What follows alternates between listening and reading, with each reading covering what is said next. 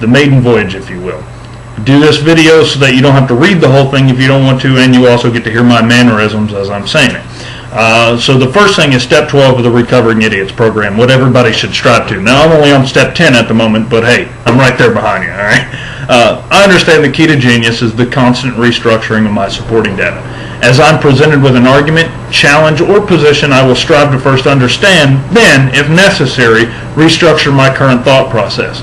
Now, a short period of confusion afterwards is expected as you restructure because the process is not instantaneous, right?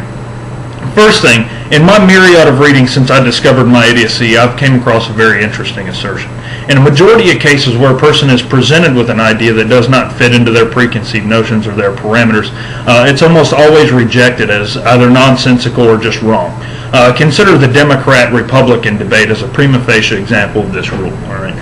I turned 18 when George Bush became president. All right. Now, I couldn't have cared less about politics at the time, as one can imagine, because, well, simply I was 18 years old. President Bush became my commander-in-chief while I served my tour in the Marine Corps. All right. After my awakening, of course, I realized politics and the news actually mattered, and I began supporting George Bush in his efforts. Although I disagreed with several of his policies, I still aligned as a Republican, for a while anyway. With that said, dollars of pesos, anyone reading this can guess the amount of emails sent out during a day's time regarding how stupid, ignorant, redneckish, moronic, lazy, traitorous, all the above President Bush was during his time in office. I know because every day I get 24 emails regarding how communist, socialist, stupid, traitorous, ignorant, lazy, unable to form a speech without a teleprompter, and on President Obama is or is not. Now, I'm not saying any one of the accusations levied are correct or incorrect. I have my personal political beliefs, as do many of you. What I'm saying is a majority of what is levied by pundits or email chains is incorrect, unsubstantiated, outright false, or intentionally libelous.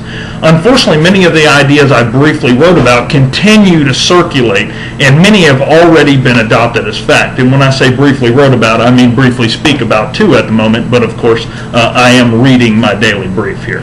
I have a tendency to form much better thoughts when I've written them down, much like I guess President Obama does, which is kind of scary.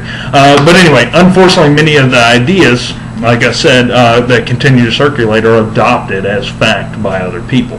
It's very easy to accept all notions that I agree with or that fit into my preconceived notions or my pre-existing values and ideas. But to look at an email regarding Nancy Pelosi as the most heinous soul on the planet, research the accusation, and then make an informed decision on its merit is a difficult thing to do. Buddha is attributed with the following passage, which personifies exactly what I'm trying to say much more succinctly than I can say it. He says, "Do not believe in anything simply because you have heard it. Do not believe in anything simply because it is spoken or rumored by many. Do not believe in anything because it is found in your religious books. Do not believe in anything merely on the authority of your teachers and elders. Do not believe in traditions because they have been passed down for many generations.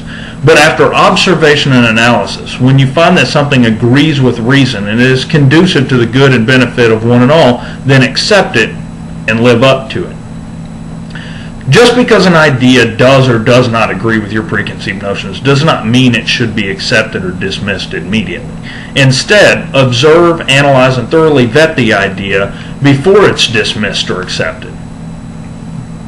In doing so, a greater conscience will emerge, right? And you'll be presented with a much greater capacity to learn and to think. As stated in step 12, a short period of confusion afterwards is completely normal while you restructure your supporting data. It's actually expected.